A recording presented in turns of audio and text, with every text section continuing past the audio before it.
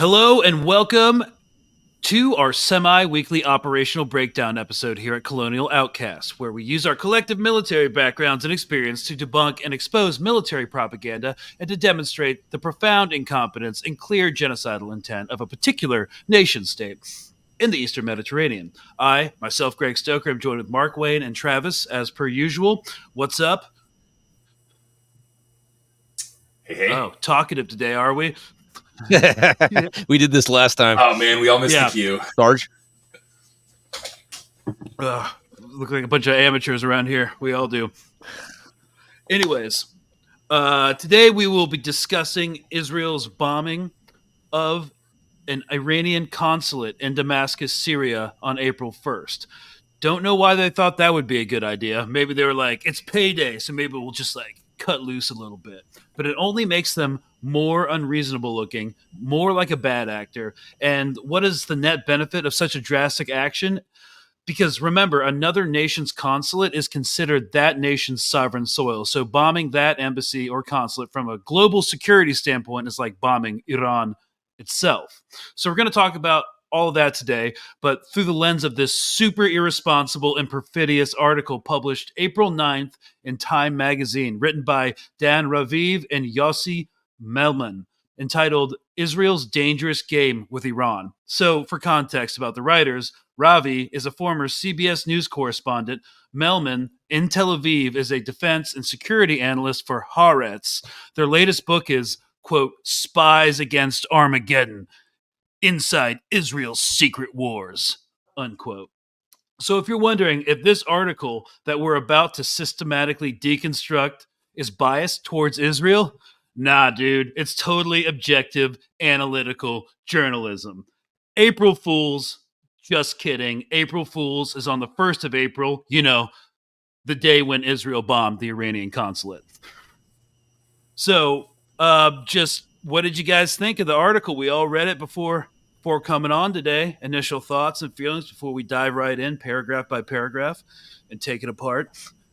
I mean, I'll let Trav go first. I was just going to say the journalists almost managed to stay neutral sounding for like 3 whole paragraphs before they started pulling out stuff where I'm like, good Lord, even that would be considered spin by like any public affairs officer. Even it's attacking a consulate is kind of a big freaking deal, and they act like it's just it's a target assassination, but it's a military strike, and they do this all the time.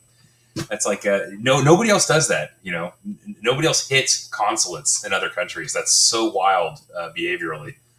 But that's why they're so cool. They don't live by the rules. Yeah, they do what they want. And then there's some like cheese too that just cracks me up because it's like they're intelligent. What is it? They're technology-driven intelligence agency. It's like, dude, it's 2024.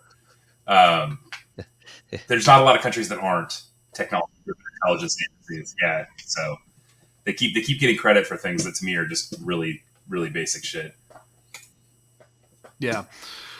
All right. So let's just add this to stage and freaking send it. All right. So one of the glaring things about this piece is that it's obviously designed to shift the public's attention and focus on Netanyahu's politics and gossip, and put it and take it. It's to put it on Netanyahu, his politics and the gossip surrounding him, and taking it off the Palestinian suffering. It's like the best analogy I could think of at the time when I was reading it is like a family trapped in a burning house, and the reporters on the scene. Instead, they take the cameras and go to the fire chief to kind of like capture the drama between him and his captain over administrative issues, and not on the actual house that's burning with a family inside. And this is my opinion. This is the liberals in the media seeking to retain their status as a progressive press by being critical of Netanyahu. So by focusing on Bibi, it gives them the ability to ignore Palestinian suffering while still technically kind of being left because they're against Bibi, who is on the right. So that's how I interpreted this article in the tone. It's trying to maintain that progressive edge to it because technically they're being critical of damn Bibi and his crazy decision makings, and then completely taking off the focus of it. 100%. I also like if you pay close attention to where they attribute action. They give themselves away. That's really where it's given away, right? So if they talk about Lebanese border exchanges, they name Hezbollah. If they talk about Gaza, they name Hamas. But one of the things that's mentioned in the same paragraph of like all the things that are going on at the same time, right? Missile attacks from Yemen and Iraq. They say, and a quote, upsurge in violence in the West Bank. Who's causing the upsurge in violence in the West Bank? Who's doing that? Oh, yeah, that was the other thing. That was the other thing I saw. Violence. Who's doing the violence? It's Israeli, it's not the Palestinians. It's Israeli settlers, right? But they're not. But they're the only group in the whole paragraph that doesn't get named for their action, right? And that's where they give themselves away. Spot on. All right, but we're really going to dig into, because they do a lot of shenanigans in this freaking article. So the first two paragraphs I'm just going to read because they're not super objectionable at all. They're just background information. So to begin, the destruction of an entire building in Syria's capital on April 1st was impressively precise. See how competent the Air Force is of Israel? Whoever fired missiles at Iran's consular offices in Damascus, and anyone with an iota of experience knows it was Israel's Air Force, wanted to destroy that edifice and kill whoever was inside. Then came the information from Iran's government itself that amongst the dead was the vice commander of the Quds Force, the multinational spearhead of the Islamic Revolutionary Guard Corps, the IRGC, along with senior officers who coordinated Iran's activities in Syria and Lebanon. All right, yeah, I mean, none of that's just, yeah, that's true. I mean, I like how they kind of, soft float a compliment of the Israeli Air Force, Yeah, they're simping for them. They're simping of them. Who else but the Israeli Air Force? Yeah, they also don't title the individual who was killed the way that they would title it. So if somebody had assassinated General Shinseki or somebody at a consulate in Lebanon, right, that headline would be read completely differently. That's not what they say. No one claimed responsibility, but sources in Israeli intelligence tell us that the IRGC Brigadier General Mohammad Reza Zahedi was tracked by the Mossad and by Amman, Israel's technology-driven military intelligence agency, for years. And when Israel's spies were certain of where he was and whom he was with, they immediately wanted to take the shot. They had to get Prime Minister Benjamin Netanyahu's approval, and despite all the current pressure on Israel, he readily agreed. That was a mistake. It was the right action, perhaps, but at the wrong time. So they have this idea that it was the right action at the wrong time. Okay, so the right action then being bomb someone's consulate without warning? Yeah, I was just going to say time just went on record saying it's okay to strike diplomatic buildings in foreign countries. Okay, good to know.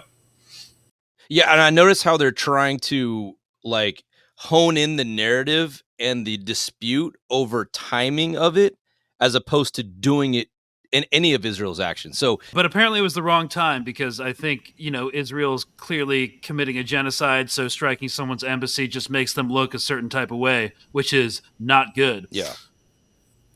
So yeah, and we can see why Israel's military, we can see why the Israelis wanted to do it. When they looked back at how America assassinated the charismatic head of the Quds Force, we can see why the Israelis wanted to do it. When they looked back at how America assassinated the charismatic head of the Quds Force, Major General Qassem Soleimani, a daring decision made by President Donald Trump in January 2020, with a small Israeli role in tracking their query, they considered that the Iran's response was little more than bluster. Okay, so what they're talking about is how the former head of the Quds Force, Soleimani, was assassinated during Donald Trump's presidency by Americans.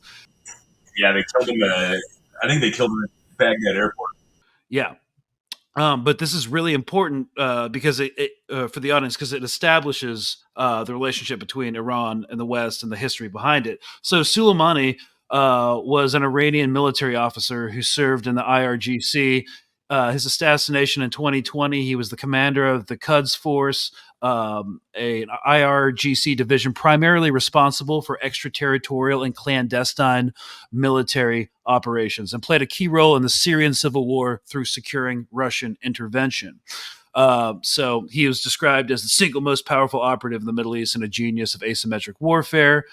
So For attacks orchestrated or attempted against American and other targets abroad, Soleimani was personally sanctioned by the United Nations and the EU and was designated as a terrorist by the United States in 2005. The United States military assassinated Soleimani in a targeted drone strike on January 3rd in Baghdad, Iraq. Iranian government officials publicly mourned Soleimani's death and launched missiles against U.S. military bases in Iraq, wounding 110 American troops. So when they say they consider that Iran's response was little more than bluster, 110 American troops were. I tracked down the sources for all these articles and stuff. So this military airstrike, or this ballistic missile strike that Iran did in response, was called Operation Martyr Soleimani. And people think it was like little more than bluster because a lot of those injuries, were only like TBIs and stuff, and there were no fatalities. So people thought it was just like a performative show of force. And it's like, okay, fine, but we just did a performative show of force against Iran in retribution for killing 3 American troops via proxies, apparently. In a Jordan, at an air base in Jordan or Syria, most likely. So that happened a few months ago. 85 targeted strikes against Iranian-backed militias. Nothing was really hit. It was a smoke and mirrors show. So the implication is that this Martyr Soleimani ballistic missile strike was similar. It was a matter of hitting back but not wanting to escalate. So it was all kind of performative. And we tell our respective medias whatever we want to tell them. Yeah, I mean, two pieces I would take out of that I think are not quite on the level. The first is, our U.S. actions in declaring Soleimani a terrorist in the first place. So Soleimani's role in military operations, if you're American and you're familiar with Green Berets, that's essentially the type of organization that he leads, right? Soleimani, for example, was active. The Quds forces that he commands were active, training Shia militias in Iraq and other places like Greg just mentioned, to fight U.S. troops and other NATO troops. But and then the second piece is it's kind of wild to me to call an attack that wounded 100 and change U.S. soldiers in a single event. Smoke or bluster, because by our own wound rates, that's pretty damn high, right? I mean, what do you think, Mark? Like, I don't think anyone would go 100 soldiers were wounded in this incident. It's minor. That just doesn't make any sense in our own narratives. And TBI is no joke. That's major brain injury going on right there. And I was listening to a podcast at Breaking Points. They were talking about how that was so downplayed. The idea of a TBI is not that means the soldiers are going home with major traumatic injuries that's going to affect them for the rest of their lives with their families. So it's nothing to shake a stick at. All right, Greg, are you able to pull that article back up on your screen? Yeah. It's not on there anymore. Sorry, I had to log back in. But yeah, I mean, that's how that's how the Times article was framing it. They said it was the Iranian response was little more than bluster. So again, they're framing it as like, ooh, Iran can't really clap back at all, or doesn't have the capabilities to do that. So right now, however, with the war in Gaza, a costly and painful burden for 6 months and counting, Netanyahu is risking a much wider war. He is stirring the hornet's nest, represented already by rocket attacks on Israel by Iranian proxies in Lebanon and in far-off Yemen and Iraq. Hours after the explosion in Damascus last week, many of Israel's almost 10 million people went into panic. Hearing pundits in the media predict a massive retaliation by Iran, Israelis stocked up on food and rushed to ATMs to draw cash from their accounts in case of all-out war. So, I mean, they scrambled GPS signals within Israel. People were buying like toilet paper. Everybody was bracing for an assault because that's what they're not saying behind any of this, is that all of the Iranian militias, or Iranian-backed militias in Iraq and Syria and Lebanon could overwhelm their Iron Dome, and Iran itself could shoot ballistic missiles that could overwhelm in masses that can overwhelm the David Sling air defense programs. On a previous operational breakdown, we read internal reporting from their own think tanks that involved hundreds of IDF officers who said the same thing. They know they're vulnerable to missile attack. And it's not just missile attack, right? You called it out. Like, it's missile attack, it's multi force rocket attacks, and it's also they also have a highly advanced. They have one of the more highly advanced drone militaries that exist, right? Pretty much, if you're not using NATO equipment, you're using Iranian drones right now. That's who's building them. I mean, that's what Russia's using right now in Ukraine. They're buying them off of Iran and shooting them at Ukrainian forces, and Ukrainian forces are supposed to be near peer, you know. Yeah, you're right. Those Iranian drones are the ones that they're using to hit infrastructure all over Ukraine. So now my question, so just to confirm the numbers, Hezbollah has 150K precision guided missiles, correct? Is that number accurate, or is that an exaggeration? That's the generally accepted open source number. they're calling it, and they're saying precision guided munition or missile, because those are missiles, okay. Precision guided, 150,000 precision guided missiles. So yeah, I mean, maybe, yeah, for sure. That would easily overwhelm. And I have a question for you guys. Do you all the tit for tat that's been going across the border between Lebanon and Israel right now, do you guys see that as Hezbollah testing Israel's defenses right now, just feeling it out? You know, I think they're keeping the front active. One, and two, there have been effective strikes using anti-tank missiles. We talked about this before. Lower flying, flatter trajectory anti-tank munitions to knock out Iron Dome sites. So some of it has been kinetic with actual effect. Yeah, and a lot of it to me looks like keeping a front active. I see it as kind of like a boxer, you know, when he's sparring a little bit, just to see what the opponent is able to do, and just feeling out the air defense system a little bit so they can map it out. It does look like jabs. You're right. It looks like jabs, right? Yeah. Also, what they're doing is a lot of escalation management. They're just keeping up pressure on the northern front, so Israel doesn't forget about them. They're displacing tens of thousands of settlers in the north. It's an economic drain. It's a pain in the ass. It keeps the general public in a state of panic because they cannot forget for a moment that they're at war, not just with Hamas in Gaza, but with a superior military force to the north. So, yeah, that's part of it. And right now, the word on the street is that U.S. ambassadors to the Lebanese government are trying to pressure Lebanese officials to convince Hezbollah or to force Hezbollah, which they can't do, to pull up north to behind the Litani River in Lebanon. And of course, according to the Cradle media, the Lebanese government's response was it would be easier moving the Litani River to Hezbollah than for Hezbollah to move north to the Litani River. Yeah, that's so true. Yeah, so yeah, that's not going to happen. He's not lying. I mean, that's just the reality of the situation. Hezbollah is the most powerful non-state military actor on the planet. Yeah, the Lebanese government is not in charge of that. Yeah, not at all. So a fresh round of panic was the last thing the people of Israel needed.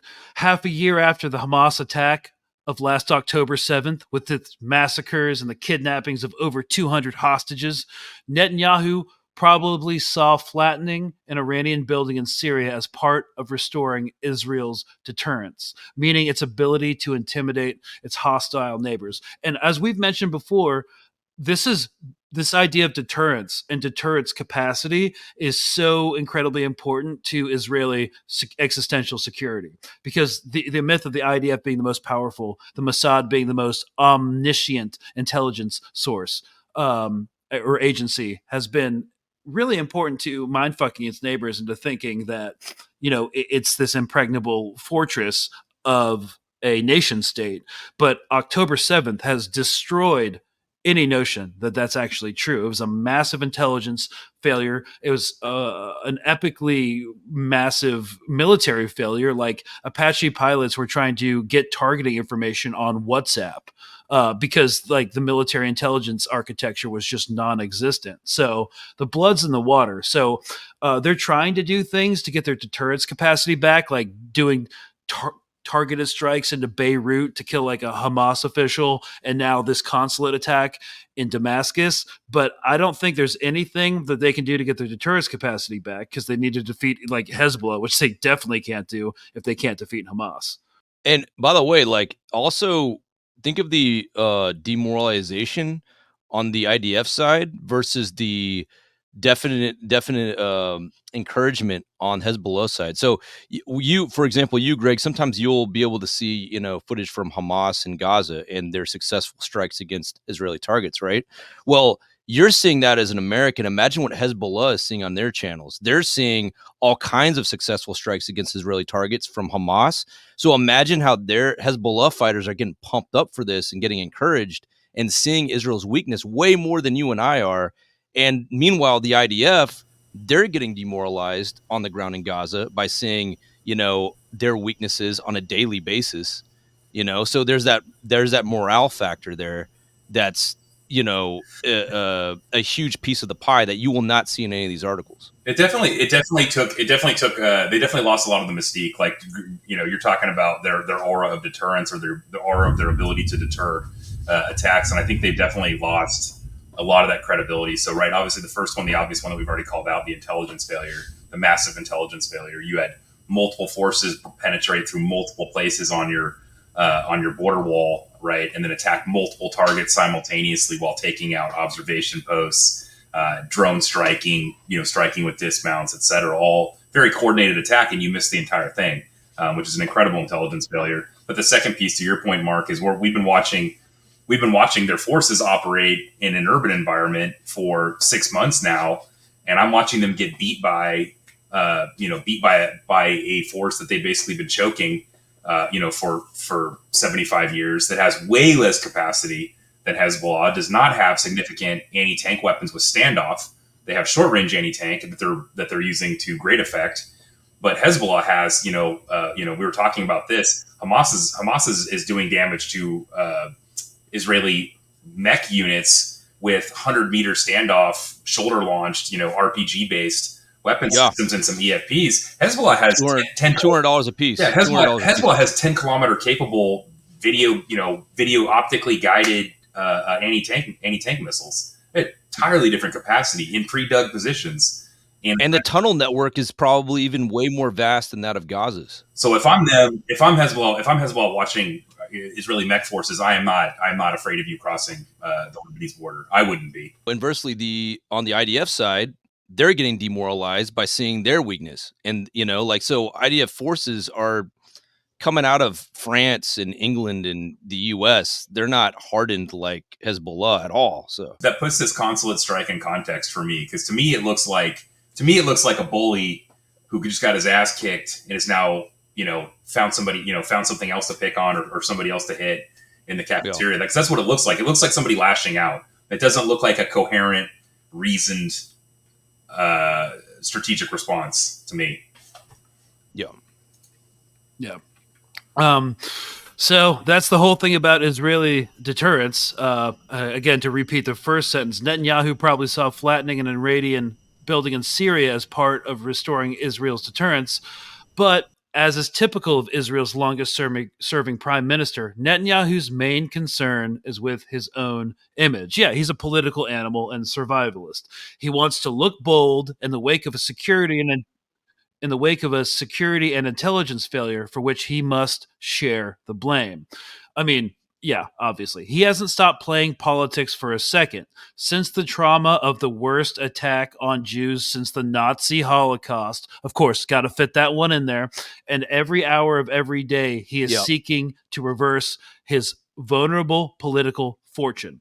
Now, none of this is incorrect. Of course, they had to bring up the Holocaust, because, why not? But I think if fair is fair, you also have to bring up the Nakba, which they'd never do. But this idea of him seeking to reverse his vulnerable political fortune, never in this article, I don't believe, unless I'm completely mistaken, and we'll see soon enough, do they talk about him keeping this going in order to avoid corruption charges for trying to dismantle the Supreme Court. Yeah, they also say, like, oh, he must share some of the blame, and it's like, what was one of the major reasons that the reserve forces of Israel were not ready for the October 7th attack? Well, because a lot of them had basically threatened to quit, refused to come to drill, refused to show up. Yeah. Because of the court bullshit that Netanyahu's and his party were pushing, where they were trying to rewrite some of the legal system to benefit themselves. and there was a lot of senior officers and military refusing to serve out of protest. That was going on right beforehand. He almost single handedly weakened their military, on top of all the other failures. But and again, that's why I see this article as simply a way of stoking the controversy around Bibi and taking the focus off of Gaza and just the general, bad acting that Israel is doing altogether, as keeping the controversy on Bibi and his actions, and not just the general system of what the fuck they're doing in that entire region. Yeah, I mean, I speed read this twice. I don't think they really focus too much on the absolute devastation of Gaza. But, well, we'll see soon enough. In recent days... Not at all. Yeah, no. Yeah. In recent days, the families of the Israeli hostages held by Hamas stepped up their pressure campaign for a negotiated prisoner swap by turning explicitly against Netanyahu. They declared that the prime minister failed to protect their loved ones and is now abandoning them again by playing politics and caring only about his own standing. Not untrue, the hostage families, a small but newly influential factor in the Israeli political opinion, say Netanyahu needs to resign. They don't even want to wait for scheduling an election, which is what Senator Chuck Schumer stunningly urged in his recent speech. Okay, first of all, I want to say one thing about the protests, and that is they're not for ceasefire. They're not for stopping genocide or the war or reevaluating anything. They just want the hostages back. That's it. There is a small... And then continue the genocide. Yeah, I mean, there actually is a small leftist minority that is protesting, but it's not enough to move the needle. It's not even something you can call a silent minority. Yeah. And then Chuck, and they're all losing their jobs. Yeah. Oh, and getting arrested. Fascist gonna fascist. But I like how they highlight like Senator Chuck Schumer taking the most lukewarm stance ever, saying Israel needs an election. He's not even calling for a ceasefire. Senator Chuck Schumer is not even calling for a ceasefire. He's just saying we need elections. Yeah. Again, that was one of the sentences that really tips you off that this article is engineered to create the controversy around Bibi Netanyahu, his elections and all that, like by saying Chuck Schumer is stunningly, like as if that's a controversial move to say, like, I don't know how Americans are going to feel about this if he's telling another country to move up their elections. It's like, I don't know. Again, I'm going to go back to my fucking burning house analogy. And we lost Greg again. It must be one hell of a hailstorm going on. Jesus. Ask him. I don't know if he moved to his new place yet or not, but I hope this isn't his new place's internet. Okay, I'm back. Is this like the hailstorm from Egypt and the 10 plagues? It might be. Well, I was at the eclipse yesterday. I just turned on a VPN, and I came back. So we'll see what happened. That was a lame eclipse, by the way. That was lame. From the United States perspective. Dude, anyway. I was in Austin, Texas. We had a clear shot for I was outside watching the whole thing. I'm like, where is the dark? Is it get dark? It didn't get dark at all. I had to use my sunglasses to try to see a little sliver of California, so I figured I'd be able to see something. I don't think you're on the totality line. It went diagonal like through central Texas and into Mexico. Oh shit! Well, it was very anticlimactic. For us, we saw like the full on corona of the sun. Oh yeah, no, I didn't get that. I didn't get any of that. I got it. It was such a tease. All right, sorry. Where were we? I think I finished that paragraph with talking shit about Schumer. Talking about Chuck Schumer's brave stance. Yeah, his brave stance, controversial, provocative. Okay, so are we good to continue? All right. Joe Biden obviously agrees with Schumer, because Bibi isn't listening. While the president did, quote unquote, strong arm Netanyahu into stepping up humanitarian aid deliveries to the Palestinians of Gaza in the wake of the terrible Israeli mistake of killing several central kitchen workers, Biden has not gotten Netanyahu to agree to other key steps aimed at reducing bloodshed. Okay, so first of all, there's a lot to unpack in this really wordy sentence.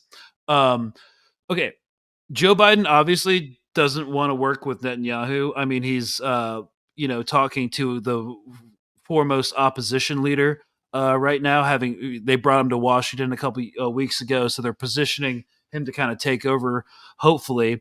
But this idea that these writers think that President Biden strong armed Netanyahu into stepping up aid is fucking laughable. Yeah, again, that was one of the things I highlighted on my notes on that. Like, so I cannot stand this whole idea, this narrative that in any way, shape, or form has Biden been firm with Israel or Bibi Netanyahu. And my other analogy on that is, it's like if my child picked up a gun and started shooting people, right? And I'm like, hey there, son. Like, what did I tell you about guns? And he's like, Dad, I'm out of ammo. All right, what do you want? You want hollow points or do you want full metal jacket? Yeah, exactly. I want hollow points. All right, here's some more ammo. And hey, I said about guns, right? And then, it's like, hey, listen, stop shooting people. Okay, get out of here, sport. And then I got my eye on you, buddy. And everyone's like, wow, he's really putting pressure on his son these days. Well, I mean, why would he have any credible threat, right? Why would the president have any credible threat? The vast majority of both parties is in AIPAC's pocket and openly supportive of Israel. So, and they're all voting to keep on arming Israel. What's the president going to do? Not sign a defense spending bill, which Congress will pass anyway. You know what I mean? Well, it's like that. The Elizabeth Warren, right? She was on camera talking about, the intricacies of is it a genocide or not. And she was like, it might probably will be considered a genocide in a ruling in the future. It's like, then why the fuck are you voting to keep arming the genocide? She was voting to arm the genocide while publicly saying this is probably going to be a genocide. Yeah, it's wild too because it keeps getting put in the same frame as Ukraine, and it's like Ukraine has a front that if you don't keep arming and supplying them, they'll get overrun, right? The people in Gaza that are being slaughtered right now are not going to suddenly overwhelm Tel Aviv if we don't send 8,000 artillery shells next month. That's not going to happen. There's no credible threat there right now. Even if that was the logic that you were using to continue funding someone who by her own words might be committing a genocide, right? Ukraine will lose if you cut support, or could lose if you cut support. Israel's not going anywhere, so it's just such BS. Yeah. And what would strong arming actually look like? Enforcing the Leahy laws, saying that we cannot, by law, arm a country that might be in violation of international humanitarian law. So you can start by doing that, and you can use your executive authority to coerce AIPAC to register as a foreign agent. That's what strong arming would look like. So, anyways, so another part of this sentence was, quote, in the wake of terrible Israeli mistake of killing 7 World Central Kitchen workers. I mean, Travis, was it a terrible mistake? I haven't bought that. I haven't bought that from the first time I read the description of the ground description of what happened. You don't hit 3 vehicles in a row over a course of time. You hit one vehicle, people try to get to another vehicle, into another vehicle. All of them are marked. They've pre-cleared themselves. I've seen stupid things happen, right? With bad sector clearance, or units not telling each other where they are and what they're doing. But I've never seen that happen 3 times in succession on the same group. Yeah. So I do not believe that. So did you hear about their official explanation about what it was? Did you hear about that? Why they said the mistake? They said the mistake was made, and it was confession. It was both a confession and a poor explanation. But the explanation was that they had intel that there may have been a Palestinian male in one of the vehicles. Now, that alone was a confession, because they're saying that their rule of thumb is that if there's a Palestinian male, they're automatically treated as a Hamas terrorist, and then their protocol is to destroy it, right? So that, by giving their explanation of what happened to excuse themselves about the mistake, they were at the same time confessing that they're just killing Palestinian males. Your only defense as an aid agency is to make sure that you're visibly all white on IR. Right? Exactly. That's the only way you won't get drone strike 3 times over the course of an hour. Yeah. And I used to be involved in the targeting of kinetic strikes in Afghanistan, so I know how it works. I was on like the more intel side of things, but the last check about what happens before a missile is shot is you have these really advanced sensors that even under IR, which is infrared, which is a nighttime camera for the layman, you can see demarcated on the top of each one of these cars World Central Kitchen. So a drone pilot, which is the last check, and his commanding officer who authorizes it is seeing World Central Kitchen on top of each one of those cars and shooting it. Not once, 3 times. How is that a mistake?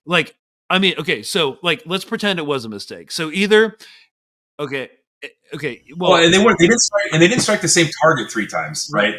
They shot one vehicle. Yeah. The people tried to get out and recover into another vehicle. They hit that one, and then they happened again, and they hit a third. Yeah. I mean, that's I don't. And this is not happening from 300 miles in the stratosphere. No. This is happening from low altitude. Yeah. Also, if we just assume that maybe it was a mistake, they're too incompetent to arm. Like that is some incompetence that I've never seen. So either they're in violation of humanitarian laws and committing war crimes, so we can't arm them, or they're too incompetent to arm. But that's just beside the point. Moving on. Biden has not gotten Netanyahu to agree to other steps aimed at reducing bloodshed. A softer stand in negotiations aimed at freeing hostages, believed to include 5 U.S. citizens, dual citizens. Not to say they're not U.S. citizens, but they're also Israeli citizens as well, which the article chooses not to specify. Abandoning plans to enter the last Hamas stronghold, the city of Rafah.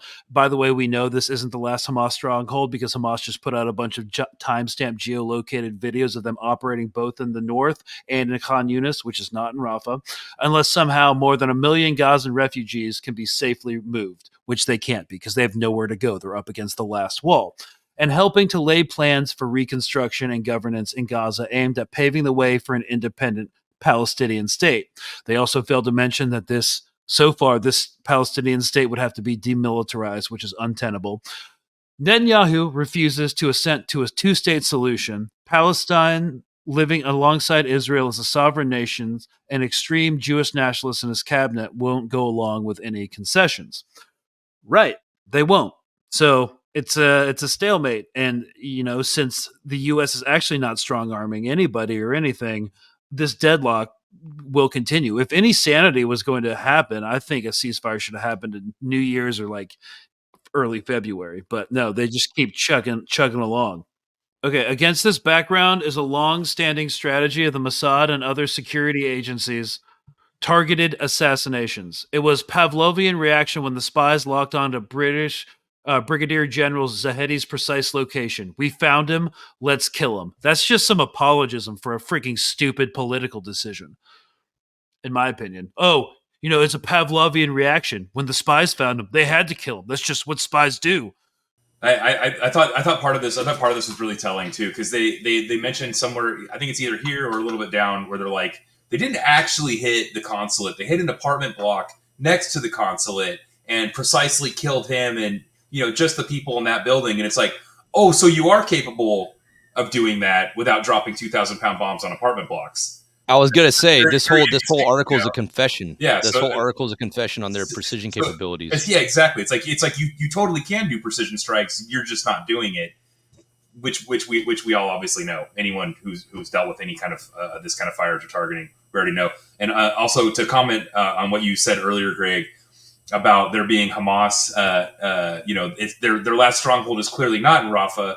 They're in the north. They're in the middle. They're in the south. It's almost like large scale aerial bombing campaigns in urban environments aren't a good form of counterinsurgency tactics. It's almost like that doesn't work ever. Duh. Yeah. So, and Continuing, they certainly had found a potent enemy. Iran encouraged the Shiite Muslim fighters of Lebanon's Hezbollah to keep firing rockets and anti-tank shells at northern Israel since last October, compelling tens of thousands of Israelis to leave their homes and reside temporarily in hotels in communities many miles away, from which there have been a ton of sexual assault allegations against children living in displaced hotels. Anyways, Iran also clearly gave the green light to the Houthi rebels of Yemen to fire missiles at ships in the Red Sea and even at the Israeli port of Eilat to show support for the embattled Palestinians in Gaza. It's kind of laughable that they think that Iran completely and effectively controls fucking Ansar Allah, aka the Houthis. Does anyone else have an issue with that freaking assumption? Yeah, I think if they can shut down, the passages from the Red Sea and have to make, shipping to go all the way around Africa, I'm pretty sure they don't need Iran to tell them how to do that. No, but also, I have a problem with this language because it assumes a unilateral and monolithic relationship between Iran and all of these different militias and organizations. Like, Iran's not going to have the same control over a freaking small militant group in Iraq than it has over freaking the Houthis or Hezbollah. Like, they're constructing what I like to call the Iranian Octopus. Like, Iran is controlling all these groups. It's like, have you ever worked with insurgents? Like, if you think you can control them completely, you're just insane. Like, that's an insane assumption to paint Iran's control as unilateral across all of these groups and all of these fronts. Yeah, 100% agree. Iran is not giving daily instructions to these guys. They're not giving daily plans. They're not giving direct orders. Right? They do have a high degree of influence. I think we did see some of that in Iraq recently, where it looked like Iran was like, you need to cut it out for a couple of days because you're escalating. Wait. So you're saying that Iran didn't tell the Houthis to film a music video on the deck of that ship? Yeah, for sure. No, I mean, they weren't directing that music video. PAO guy, but they obviously do have a high degree of influence, but that's not the same thing as control or responsibility. Israel's military and intelligence services wanted to give Iran a bloody nose, but cooler heads have prevailed. If you think Biden has a cool head, he's just senile. Biden told everyone in the Middle East to avoid a wider war and anchored U.S. Navy warships in the Eastern Med to underline the American message. Yet Netanyahu and the Mossad couldn't resist the temptation. After all, there's a long history of Israel literally getting away with murder. At least they make that confession. And at least they are right. Yeah, that was surprising. America doing its own escalation. Yeah. At least they're correct about America and the American Navy doing its own form of escalation management in the Red Sea. No boots got put on the ground. They're not doing crazy strikes into civilian areas. They're just, shooting shit now and then. So, yep, nobody wants a wider conflict. I think CENTCOM, U.S. Central Command, and Iran have both proven over the course of this conflict, aka genocide, they don't want to escalate beyond a certain threshold. Yeah, totally agree. I mean, you call it the limited the Navy's large scale but limited strikes, right? They're going to do a series of targets and then stop, for weeks. Iran has done the same thing through its proxies, directly, etc. But yeah, their behavior is remarkably similar because they obviously want the same outcome here. No, I love how in this next paragraph it's just a big list of simping of admiration for the Mossad and their capabilities, and not listing any of the fucked up shit that they've done against civilians and against innocent people. It's just all these people listed were like guilty, like the Nazi officer in 1956. They always list these romanticized scenarios that the Mossad operate in, and never the just senseless and bloody and murderous actions they've taken against innocent people. But and then they finish it with, and the Jewish state does not want to be considered a worldwide murder agency. Well, you're not doing a very good job of that. Too late. Yeah. Targeted killings by Israeli intelligence could be traced back to 1956. Blah, blah, blah. Bomb in Egypt. Something guerrillas crossing the border. Something about Uruguay. After PLO terrorists murdered 11 Israeli athletes. Okay, yeah. at the Olympic Games in Munich in 1972. That did happen. The Mossad assassinated Palestinian activists in half a dozen countries. The so-called revenge campaign, made famous by Steven and romanticized, again, as Mark said, by Steven Spielberg's movie Munich. Senior men in Arab radical groups that attacked Israel were assassinated from time to time, but Mossad officials have always told us that killings were a last resort. Really? That's coming from Mossad? Anyways, they much prefer to capture, interrogate, and if possible, blackmail enemies through Epstein Island. Just kidding. The article, I don't want to get charged with libel. The article doesn't say that last part about the island. Capture, interrogate, and if possible, blackmail enemies and turn them into double agents. Israeli leaders want to avoid obvious violation of foreign laws. No, they don't. And the Jewish state does not want to be considered a worldwide murder agency. I mean, even if they are, they don't want to be, because you see what's happening right now. The global south and the world is turning against them. That's why they don't want to be. Yeah, that's true. They don't want to be. Doesn't mean they aren't.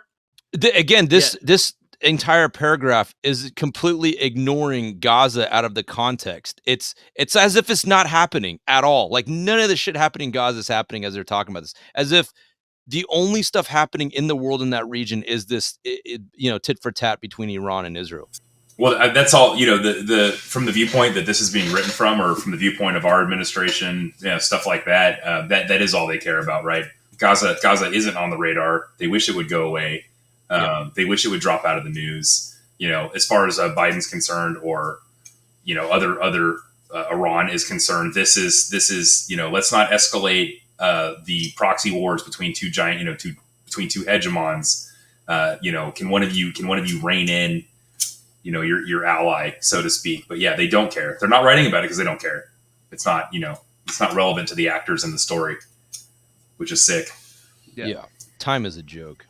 Yeah. And then they say, next paragraph, yet in Iran, desperate to stop that country's secret but active drive to build nuclear weapons, Israeli agents assassinated more than half a dozen scientists and engineers connected with a nuclear program. Its top scientist, Mohsen, I don't speak Persian very well anymore, but Farizadeh was the most recent known victim, killed in 2019 by a remote-controlled robot gun. Sounds very Israeli, parked at the side of a road in Iran. Israel has never determined what its rules of engagement should be. It's to target civilians, to put pressure on the militants to lay down their arms. That's the rules of engagement. But when it comes to targeted assassinations, after publicly embarrassing failure on a mission aimed at poisoning a Hamas leader in Jordan in 1997, a parliamentary subcommittee tried to define an assassination doctrine. I love how they admit to having an assassination doctrine. Netanyahu was prime minister at the time, and he and other government leaders failed to move ahead, even though the panel wrote that the policy was needed for combating terrorist organizations based on rigorous thought and consistent logic. Depending on killing prominent, even enemy individuals, has taken on great and damaging weight, the Knesset members wrote. Yeah, because targeting foreign officials and obviously killing them because the Mossad isn't as sleek as they like to be in movies looks bad in the international community. You got to get away with it, in order to be like big and scary and not catch flack. So, there in Damascus, Israeli intelligence saw a ripe target. Again, coming back to the strike on April 1st. Even more invitingly, he was meeting with other men who were directing Iran and Hezbollah's simmering war on Israel. Ooh, it's getting spicy. A simmering war. The air is filled with musk. Netanyahu didn't stop the Mossad's Pavlovian response. They're using freaking like almost use Pavlovian twice. That's 2 times. I know. Use Pavlovian. Okay. It's really not the Mossad's fault. It's Pavlov's fucking theory. That's who Pavlov's theory is. Hamas, even though he and his country are already coping with a six-front war, the death and destruction in Gaza, that the only mention of it, sparked by, and they have to qualify it with sparked by the historically awful Hamas incursion. Yeah, this is the paragraph where they noticeably don't name certain actors. Death and destruction in Gaza, no actor named. You know what I mean? Yeah, an upsurge in violence in the West Bank. Oh, who's doing that? Is it the settlers? Okay, the Lebanese border exchanges of fire. Hezbollah again is targeting mostly overwhelmingly military targets. The IDF is not. And then a long streak of unacknowledged Air Force attacks on Iranian-affiliated targets in Syria. I mean, we know for a fact that mostly civilians were also targeted. And the long-range missiles from Yemen and Iraq. Netanyahu is also in a diplomatic war with Joe Biden. And European leaders who expressed great sympathy after October 7th are now turning against what Israel's been doing in Gaza. That is the most fuckery I've seen in a journalistic paragraph in a hot minute, guys. Did you see how long it took him to get there? That's the first. That's like the first concrete mention of an ongoing genocide. It took him like 13 freaking paragraphs to get there. Yeah, Amazing. We're like almost an hour in, and it fucking yeah. Okay, we got 3 left. So just like we don't have enough time to unpack that. We just know it's problematic as fuck. Continuing, yet Netanyahu took the risk of opening another front by striking an Iranian consulate. Oh, yeah, he did. Finally, some like worthy analysis from this fucking article. Iran vowing revenge directly against Israel naturally says the building, they qualify it with naturally. Iran, or against Israel, naturally saying the building under diplomatic protocols was Iran's sovereign territory. What do you mean saying? It was a freaking consulate. Israel's officials minimized the violation. Yeah. Israeli officials minimized the violation by telling us that it was just an apartment building next door to Iran's unscathed embassy, but we have fucking pictures. Tell that to the anti-aircraft and anti-missile system operators in Israel, now on high alert for any incoming attack from the east. Tell that to the Israeli civilians whose new round of panic included cleaning and preparing their bomb shelters, right under the freaking EDM fucking factory or whatever. Tell that to the hostage families who want a primary focus on rescuing the innocent captives, even as officials quietly opine that fewer than 60 of the 103 on the list are likely still alive. Yep, see, everything's focused around the hostages and the suffering and the panic of the Israeli people. One sentence about death and destruction in Gaza, but they just spent half a paragraph on like Israeli civilians. Yeah, so that's a great point, right? That's what they're mad about. They're not mad about genocide. They're not mad about anything else. But it's like, oh no, you scared the Israeli population, or you possibly put the Israeli population under more threat by doing this. That's the only thing we care about. I also think it's interesting they're pointing out, likely only 60 of the 133 hostages are still alive. Why would that be? Is it because aerial carpet bombing is not a great hostage rescue tactic? I don't know, man. I mean, just, starvation as a weapon. Yeah. I mean, starvation as a weapon, maybe something. A destruction of all medical infrastructure, maybe that too. Oh yeah, and fucking carpet bombing. So, continuing, we can see that the Mossad wanted some action. They wanted a taste.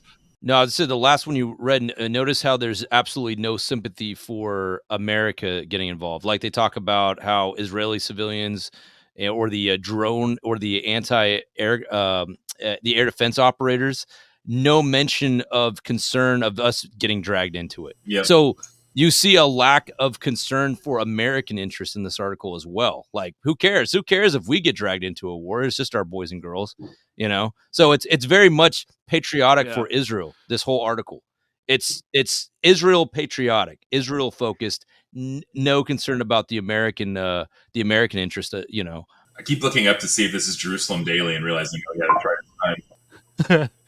To be part of the battles that began last October.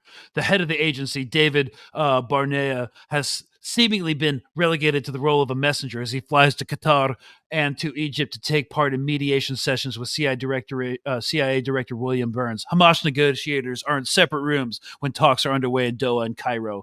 Even as Israelis and Americans involved wonder if the Hamas Men of Violence in the tunnels of Gaza will ever honor whatever agreements might be reached. Travis, send it. Yeah, that was wild. After reading an entire article about the Pavlovian Mossad agents who can't help murdering foreign officials and diplomats, in consulates and in apartment buildings in foreign countries. It's the guys in the tunnels getting the ever-loving shit bombed out of them in an ongoing genocide that are the Men of violence. Men of violence. The language here just blows my mind. Again, I keep looking to go like, is this the Jerusalem Post? No, it's time. Holy shit, you know. And honor whatever agreements might be reached. Yeah, because in the long history of violating agreements and failing to meet, sign treaties. Oh yeah, sure, we won't settle. Blah blah blah blah. Yeah. It's definitely the Palestinians that are on the wrong side of that history. Good sentence. I think time. this. Good word. Yeah, I think this sentence is the most absurd in the entire article.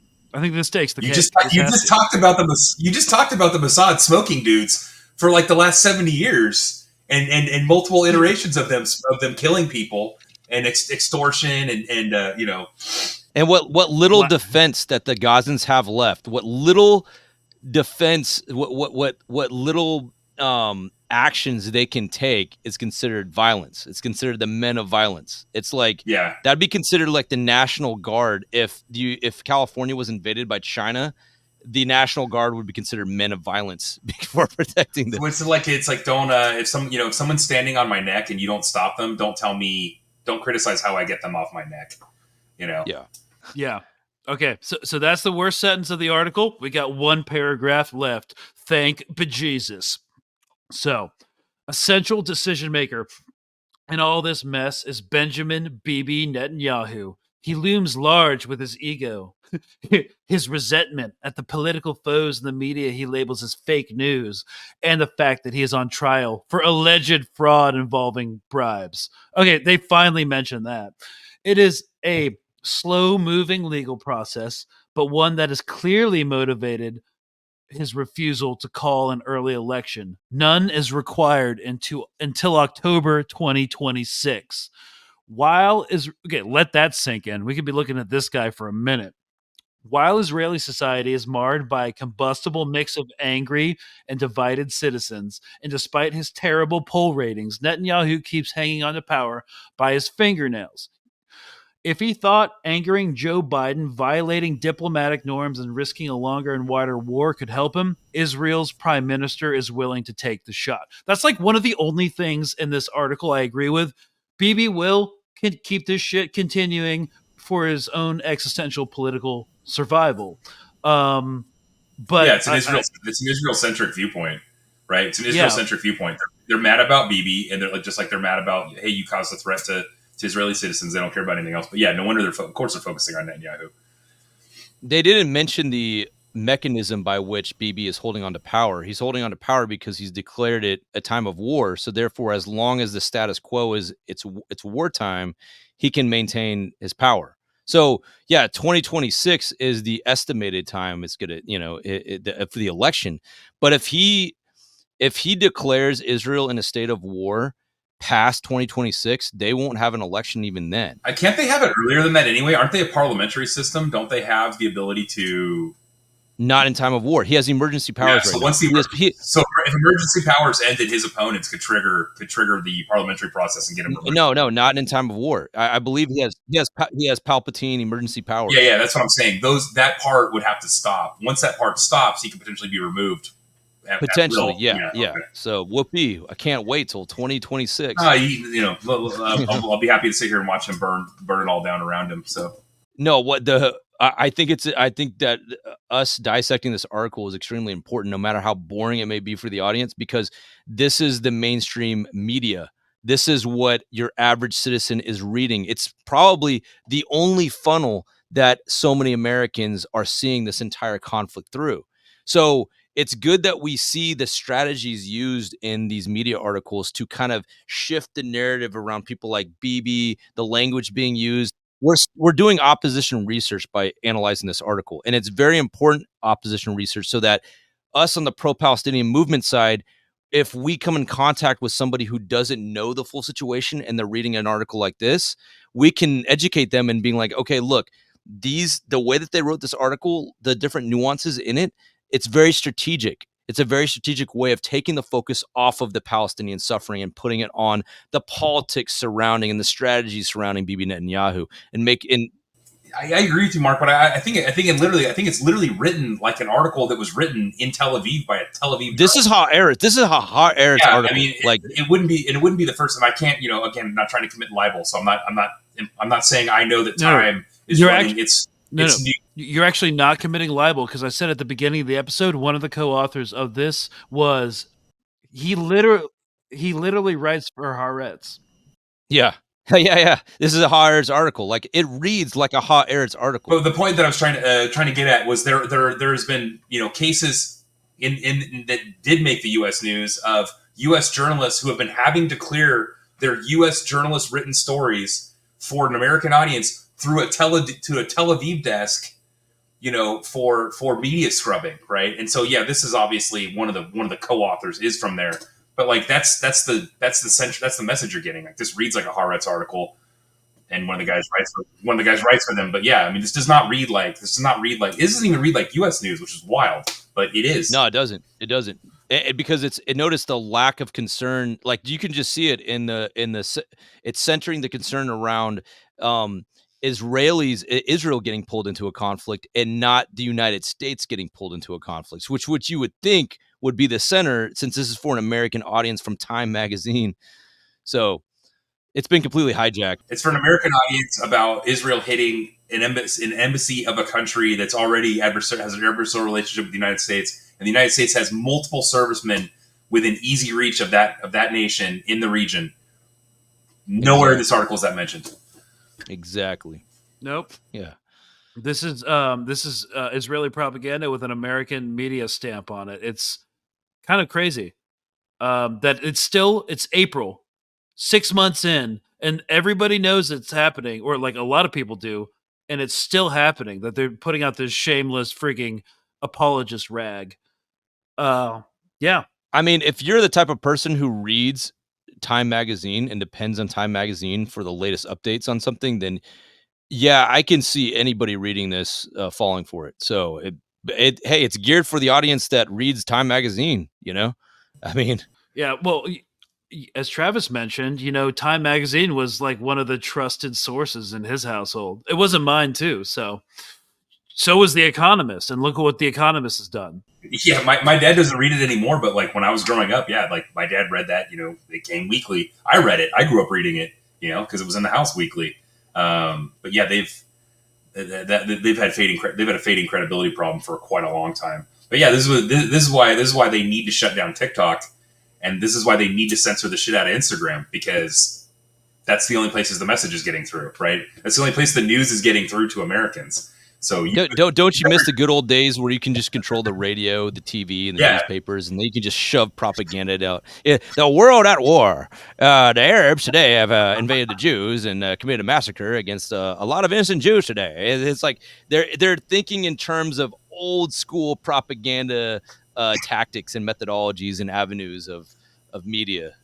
So it's a 1990s game being played in 2024, and it's not working really well. It's working against people who do not consume other sources than the traditional ones, right? And that's why we've talked about this before, but that's why there's such a massive generational gap in the understanding of what's going on right now. Because if you're reading Time and The Economist and the Wall Street Journal, this is the story that This is what's going on in the region right now, right? If you're not listening to Greg and Mark, and people like you have no fucking clue, because if you only consume mainstream U.S. news, you will not see this stuff. If only I could be a fly on the wall to hear what these conversations in the kitchens would between their parents and their kids. Like, come here, Billy. I'm going to tell you about a Time magazine article about look at this. Look what Israel has been doing with Iran. It's quite a knee slapper here. It's this. It's the generation, like you said, the generational gap is causing such an interesting dynamic in the American way of life. And Gaza is obviously, in the Palestinian struggle, is obviously going to be that centerpiece in the U.S. household between the kids and the parents. You have to really look for it. If you go outside of social media stuff, like the streaming platforms we already talked about, and following certain content creators who are going to curate this stuff for you and do have the connections to the accurate information.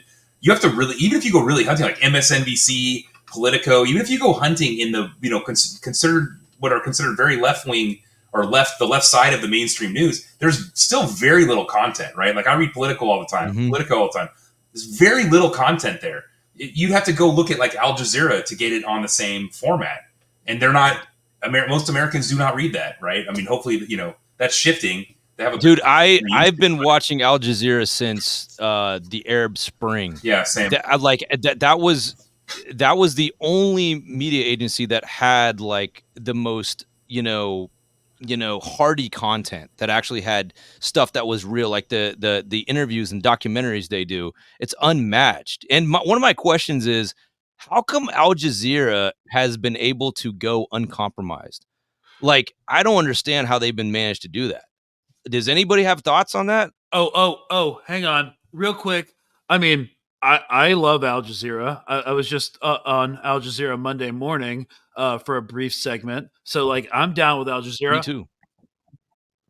Yeah, but there has been controversy. So like, I had my own bone to pick with Al Jazeera for a long time because in Afghanistan, they literally attributed a massacre to us, like U.S. Special Operations Forces in Wardak province, I believe. I think it was Wardak, or maybe it was Logar. It doesn't matter, that we didn't do. And so the only other Special Operations Force was like Special Forces ODA, and we called them and be like, "Nah, man, we've been watching Game of Thrones all night," and it was actually the Taliban. So it wasn't us; it was them. So that really colored my view of Al Jazeera for a long time. But I think they're doing the most responsible reporting. They are. They're amazing. There used to be a really big split between their English language branches and their local branches. So, for example, you would go on like this is I'm going back a decade. You would go on their like local page, the Arabic page, and it would have literally a column on the main page called conspiracy theories, right? Not something that you would be used to seeing on a mainstream journalist website. That is long since passed. And I think there's been a transition towards more and more robust journalism on the platform. But yeah, to Greg's point, there's been some stuff, but you're not going to get better information out of the region from really anybody else. You can't. You're not at all. And it's refreshing though. Yeah, and to circle back to the whole Israel-centric thing, the reason people accept this and can accept this kind of article is because of pronounced, ingrained, deeply felt, multi-generational racism against Arabs. That I don't know how else you could not give a shit about what's happening in Gaza and just focus only on Israel when they have so many accusations of genocide against them. Like, how does that happen without that? That's another aspect to this article. What was one of the takeaway lessons from this article? If you're an aid worker, the way to not get killed by the Israeli military is to not have any brown people in your car, because that was one of their decision-making criteria. Yep. It was an insane confession. Yeah. I mean, also they know that if they killed shamelessly like all these aid workers and were like, "Oops, my bad, it was a mistake," all the aid would be shut down. So, they would just have to like publicly cop to one mistake, and then the World Central Kitchen ship will turn around, and that's exactly what happened. Yeah, and in veterans out there, in case you missed it, there were veterans in that mix, U.S. veterans. Yep. So yeah. Oh, and by the way, Canada has not acknowledged at all the death of that. They haven't spoken at all. The Canadian government hasn't mentioned that guy who was on one of those in one of those vehicles. Yeah, he was one of the personal security detachment guys. Yeah. Trudeau is silent. All right. Well, that's that article in a nutshell. I think we need to end here so we can edit and release. And, well, I hope you guys enjoyed the breakdown. That's where the Iranian situation stands right now. Hopefully, we'll know more in a couple days. Iran still hasn't done anything publicly to respond. A lot of people thinking they might do some like cloak and dagger, ghost wars, shadow war stuff. But as of April 9th and April 10th, we don't know that yet. So either way, no matter what happens, this article is a great case study to look at for media bias. And thank you guys so much for coming on. And And remember, kids, don't focus on the genocide happening in Gaza. Just focus around the drama and gossip surrounding Bibi Netanyahu. Keep your conscience clean.